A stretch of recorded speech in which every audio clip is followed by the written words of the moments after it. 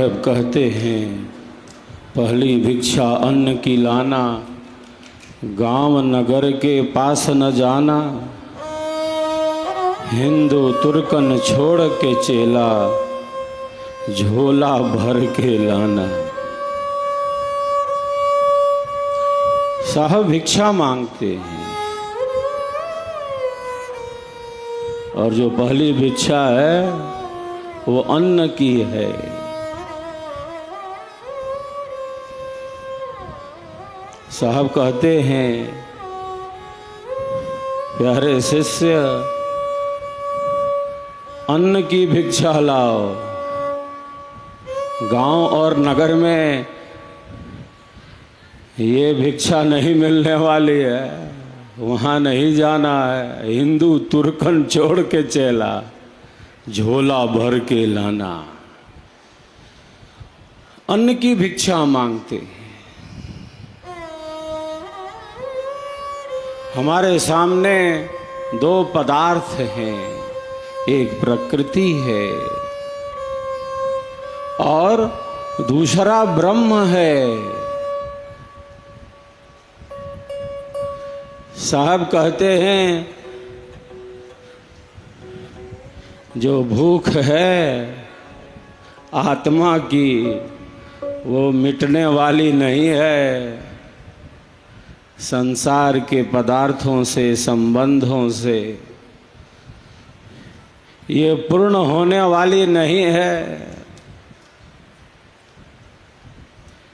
अन्न की ऐसी भिक्षा हो जिससे आत्मा तृप्त हो जाए, आत्मा पूर्ण हो जाए। और ये कब पूर्ण होगी? बिरहिन बिरहिन चाहे पिया से मिलनवा हो रामा, बिरहिन चाहे पिया से मिलनवा। एक प्रकृति है और दूसरा ब्रह्म है। आत्मा के सामने ये दो पदार्थ हैं।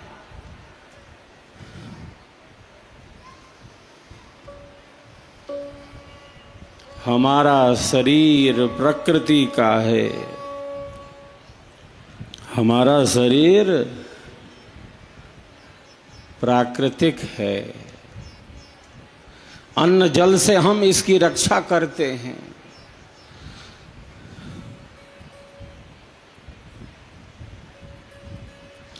अन्नम ब्रह्मेति व्यजानात् अन्नाद्वै खल्विमानि भूतानि जायन्ते अन्नेन जातानि जीवन्ति अन्नं प्रयन्त्यभिसं विशन्ति तद ब्रह्म।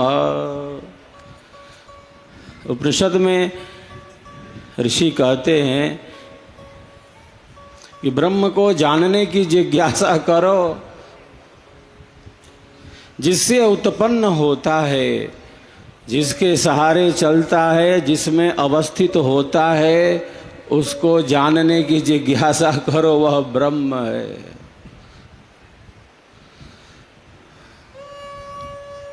ब्रह्म कहते हैं बड़े को, जो व्यापक है।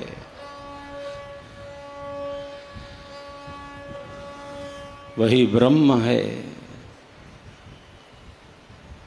तो शरीर हमारा प्रकृति का है। इसकी रक्षा अन्न से, जल से, वायु से हो रही है।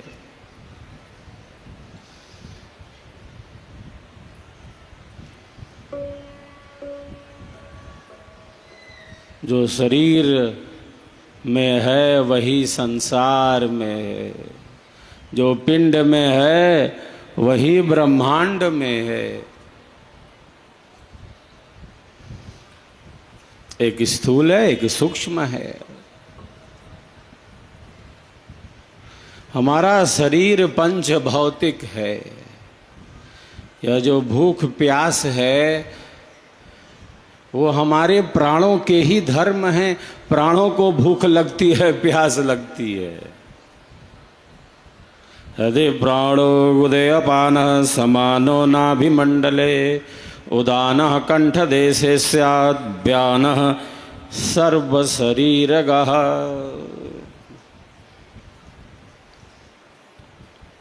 वस्तुतः शक्ति एक है। जिसे हम कहते हैं प्राण शक्ति, किंतु अलग अलग कार्य होने से उनके अलग अलग भिन्न भिन्न नाम दिए गए हैं, भिन्न भिन्न नाम हैं।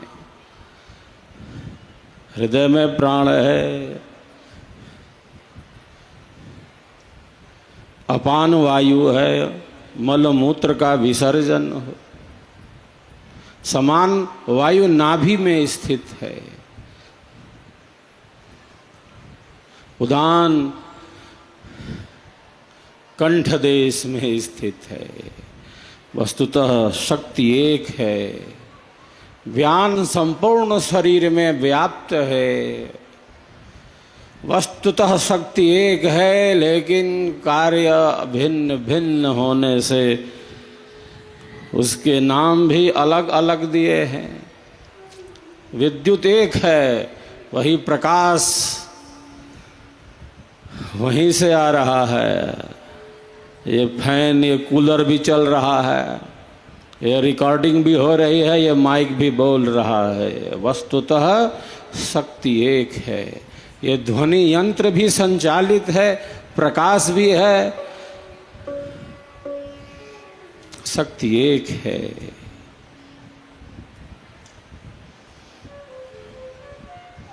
तो आत्मा के सामने दो पदार्थ हैं। एक जो पदार्थ है वो प्रकृति है,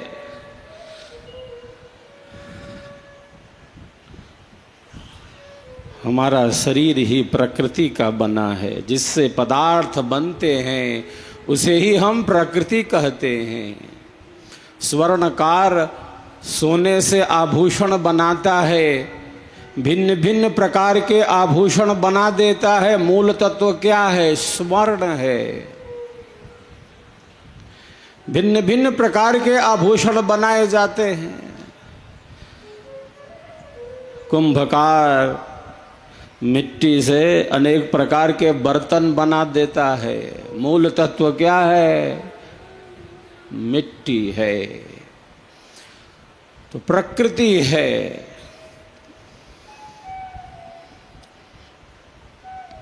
शरीर प्रकृति का है। चेतना के संबंध से यह संचालित है। सृष्टि और प्रलय का यह क्रम चल रहा है। प्रकृति स्वयं प्रसव नहीं कर सकती, पुरुष का संबंध चाहिए। हमारे सामने दो पदार्थ हैं, एक प्रकृति है और दूसरा ब्रह्म है।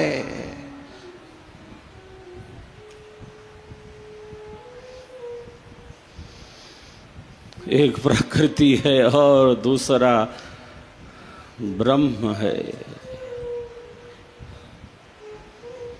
हम अन्न दे रहे हैं, जल दे रहे हैं, हम अपने शरीर की रक्षा कर रहे हैं, लेकिन शरीर तो संसार में भोगों में है। आत्मा भूखी है। वस्तुतः आत्मा प्यासी है। उसकी प्यास तब मिटेगी, कब मिटेगी?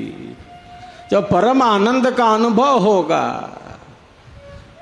साहब कहते हैं, पहली भिक्षा अन्न की लाना, गांव नगर के पास न जाना, हिंदू तुर्कन छोड़ के चेला, झोला भर के आना। आदि अनादि काल से आत्मा इस संसार में बही जा रही है। एक शरीर को प्राप्त किया, कर्म फल भोग प्राप्त हुए, शरीर छूट गया। कर्मानुसार पुनः दूसरा शरीर प्राप्त हुआ। जैसे सृष्टि और प्रलय का क्रम चल रहा है आदि अनादि काल से।